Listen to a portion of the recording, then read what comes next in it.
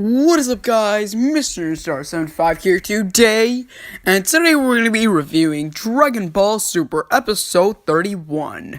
As many of you know, last week's episode was an abomination for me. I know some people liked it, but I just couldn't really get into it. It was one of my least favorite episodes of Super.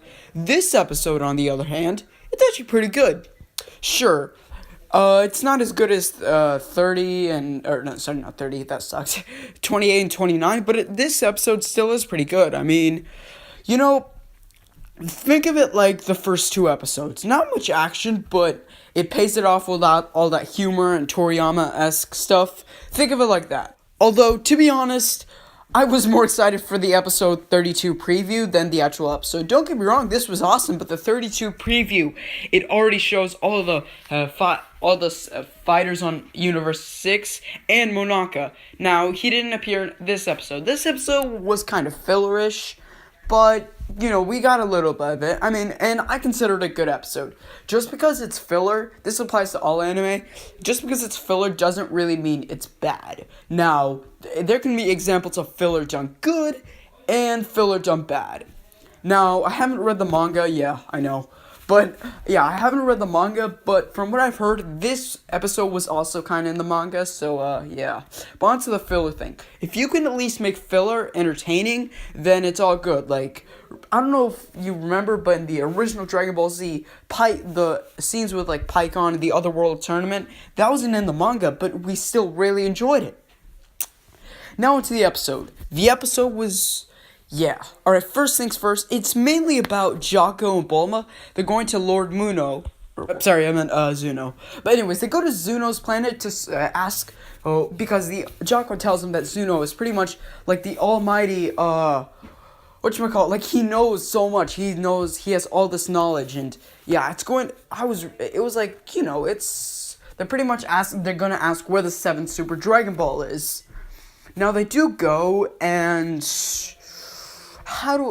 they do it, and it's pretty much it's just Bulma and Jaco. They're the main characters. Oh, and before we move on, yes, I know last episode review I said that in the preview, the little girl with blue hair flying around, I was 90% sure that was Bulla/Bra, but man, was I wrong. That wasn't even, she hasn't even been shown yet. That was just a flashback of younger Bulma. Just... wow. Like, I didn't expect... like, everyone thought that was Bulla or Bra, but it was actually Bulma as a younger kid, which I didn't mind, but whatever. So, I really hope they have, like, a consistency, because...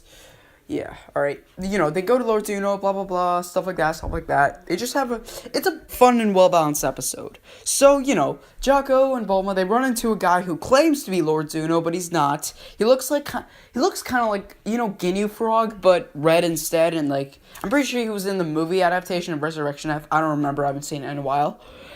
But, yeah, so and then they run into the real Lord Zuno, who is apparently... gonna ask them for anything. Now, Jaco asks Lord Zuno a question. He replies, and you could tell this episode has Toriyama-esque humor in it, because this is kind of what they do. Like, just see the episode for yourself, okay? I'm just saying. Pun not intended. Alright, so yeah, that's pretty much there. Now, this is actually the first time it's happened in a Dragon Ball Super review. Halfway through the episode, the later half in the in the episode, I don't know what happened, but I could tell the subtitles were off. Like, I don't know what it was. Maybe it was the website, or not website, I was watching it on, but man, were the subtitles off. It just said something about Super Dragon Ball, and then the guy, I don't know, the subtitles were off. This is the first time it's happened on a Super review. I actually don't know what happened.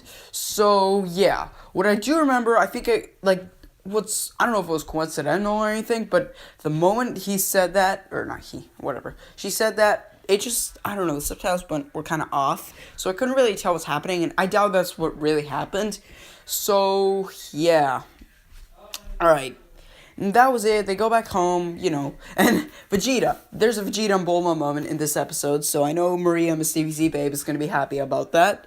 It's pretty much where Vegeta's like, hey, Jaco, don't do anything weird to it, which, I mean, can I just say though, it's building up. It's building up. Yes, it's very nice. So what do you guys think? Yeah, I know there really wasn't that much in this episode. It was interesting, but like, yeah, it was kind of hard to stay focused. I mean, it was like, yeah, it was an alright episode. I mean, it was kind of like episode 15, where like, it was kind of like a funny joke aspect episode and stuff like that. You know, I'm kind of rambling here today, but what do you guys think of the episode? I thought it was okay. You know, I give it like a 3 out of 5, because yeah, it was okay.